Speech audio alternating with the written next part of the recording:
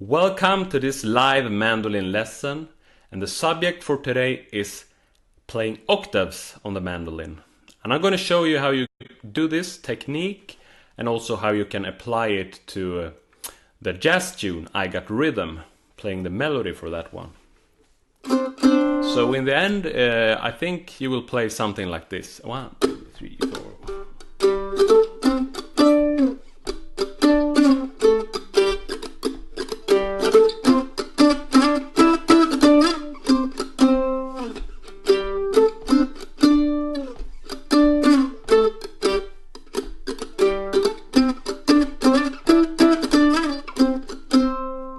Stay with the A part for now. Hi Sabi, I see you're in here. Great having you with us. And yeah, it's a very common chord progression this. It's called rhythm changes. There's many songs that uses this progression.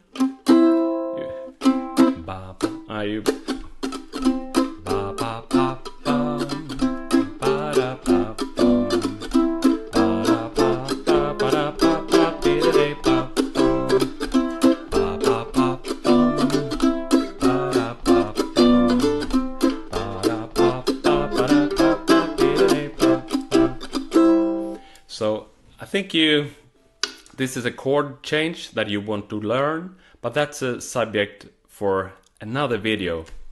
And so today we're focusing on the melody for this tune. And first of all, what is playing the octaves? What is it? So if I play this melody with like a single string, it would sound like this.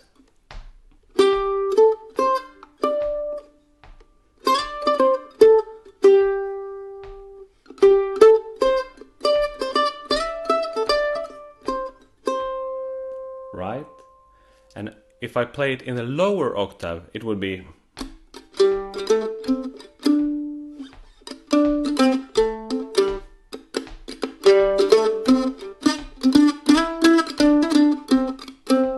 something like that.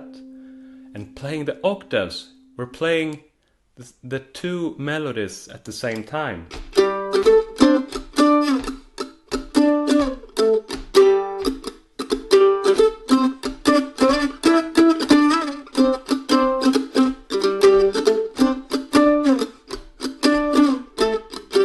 So you hear that there's actually two voices here. This is a way to make your melodies a little more powerful. And yeah, it's used by many jazz players, like I'm thinking of like Wes Montgomery style, or Django Reinhardt played it, and Stephane Grappelli, of course, on violin. And also a lot of like modern mandolin players, Mike Marshall, Chris Steele, David Grisman. I heard them all use this technique. And there's actually two ways to produce the octave. And the first technique I use is using the first and fourth finger. So for example, for the A note, I play the A down here with the first finger, and the A up here with the fourth finger.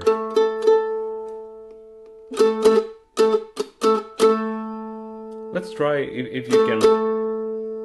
That's like the first sound I want you to find. And also for the right hand, I find it more easy to play the octaves only with downstrokes. Sometimes I use an upstroke, but like most of the time it's like a downstroke motion. It gives more power and clarity to the sound.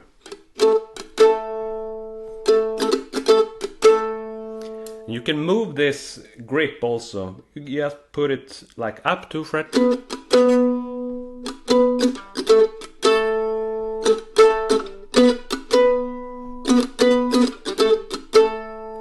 And of course you can also move it to the next pair of strings. All the way up to the A and E.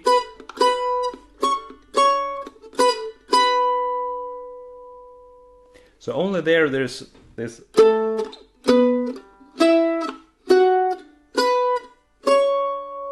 You can of course move it as high as you have frets on the fretboard. And for the open strings, I'm using like open of course, and then the third finger to find the octave.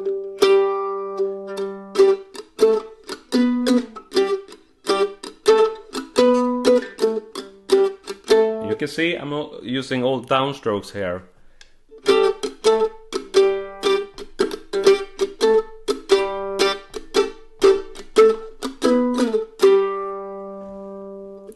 And the same for the open strings here.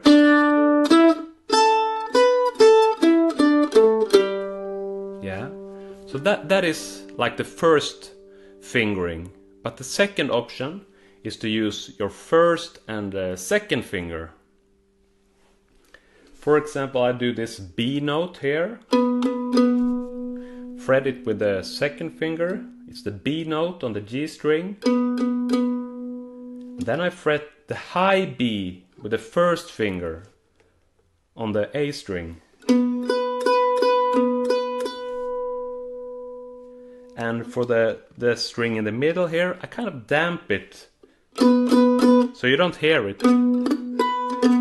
It's dead, you hear? And the same thing with this grip, you move it around.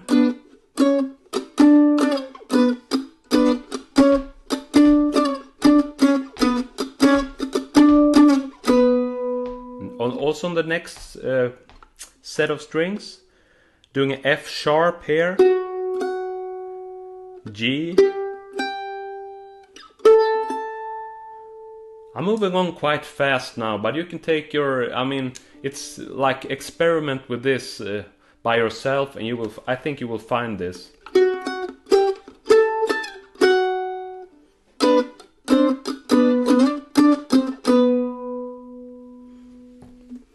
So, and then when it actually comes to playing melodies, quite often I'm changing between this and this. So it's like the first version to the second.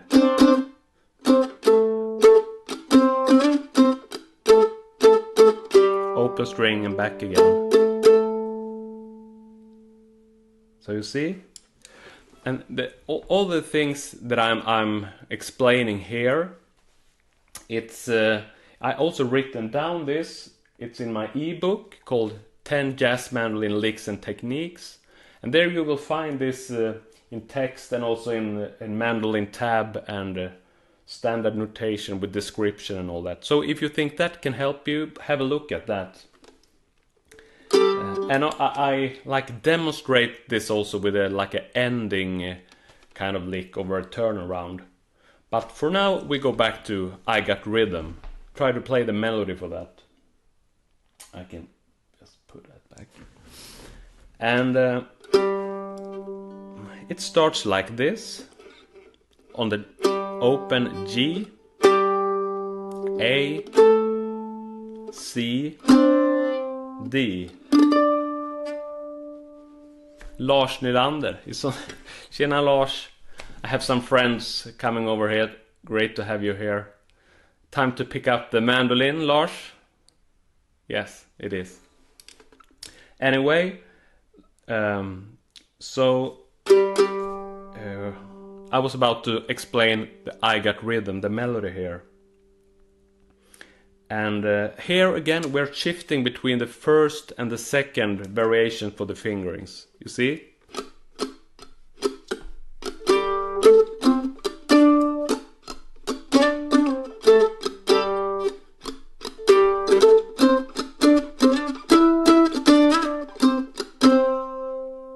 This is the first variation. Then we're shifting.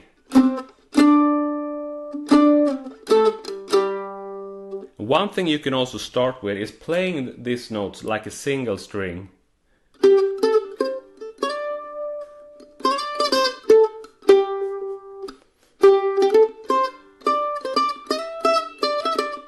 And then you try to do the same thing with this, with octaves.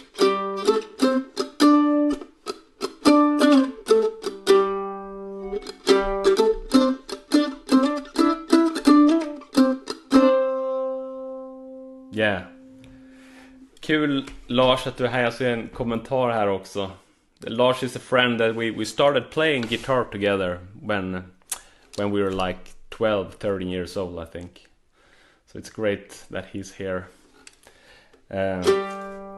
Yeah. Octaves. I'm losing the thread here a little bit.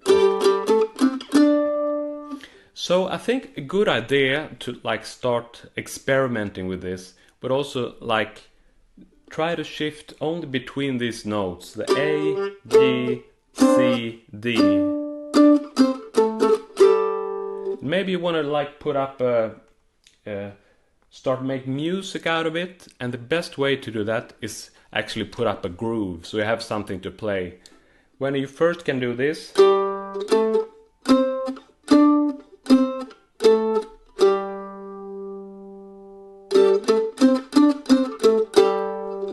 we put a metronome into like 70 beats per minute. 1, 2, 1, 2, 3, 4. Maybe start only between A and G.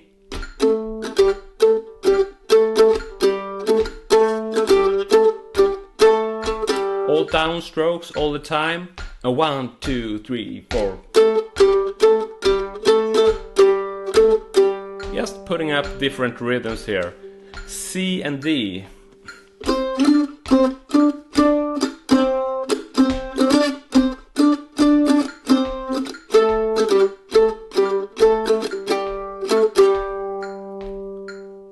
That is a very good exercise to get this into your fingers. Hi Janet, I can see we got a viewer here from the States. Great to have you here. I also want to make a comment here. I choose now to play I Got Rhythm in the key of C. There's the horn players probably played it in like a B flat. I think the Django and the Gypsy jazz style is more into G, but I heard Jethro Burns play this in C, so I think that's a good starting point also for the octaves. But this is a technique that you can apply, of course, to all the keys. If we're playing I Got Rhythm in G,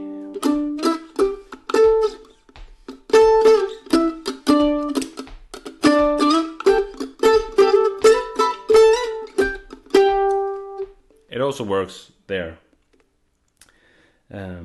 There's also, for the B part of I Got Rhythm, you can still continue to do the octaves here, and it's starting from the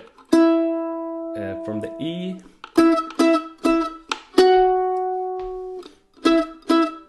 A, D,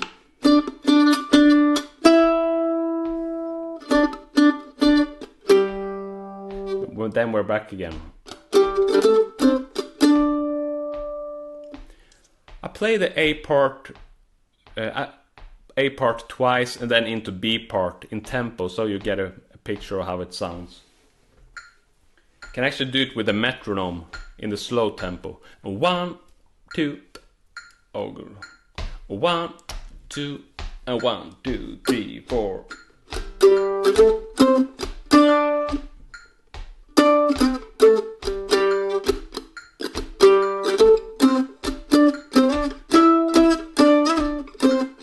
All downstrokes.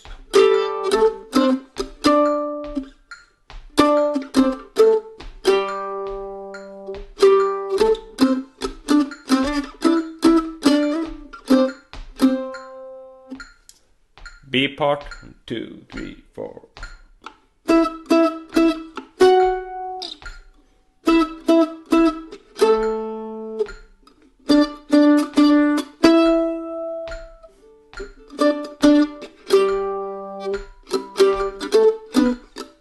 Sorry.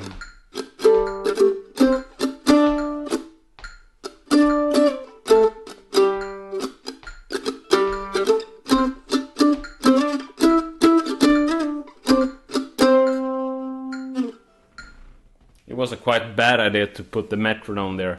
I like to play it a little bit faster, but you see, I want you to like use the metronome. It's a good way to keep the tempo and not to play too fast. Because learning a new technique like this, it's better to keep it slow. Hi Johan, I see I have a friend Johan who's also here watching. So it's time to pick up the mandolin and play some octaves. Yeah, I think that's it for now. And as I said, if you wanna like see this in like notation, I recommend you check out my ebook 10 Jazz Mandolin Licks and Techniques, because there it's all written out with fingerings and all that. And like the 3 most important things that I've been telling you now is use 2 different fingerings. It's from the 1st finger and 4th finger. That is number 1. Number 2 is using the octaves using these fingers, the 1st and the 2nd.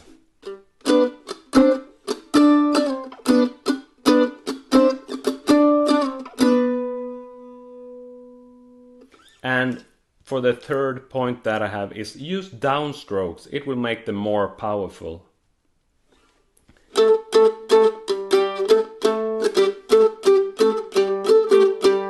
And when it comes to, I mean, it's you're making decisions every time that you play like a scale, for example. If you're doing like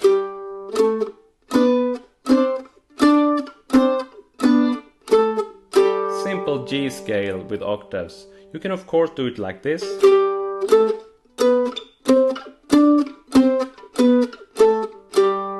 Or you do this, that you switch. That it's actually for some melodies it suits better to move it around this way, and for another time it suits better to actually do the shift there. So that's actually a choice you can make from time to time.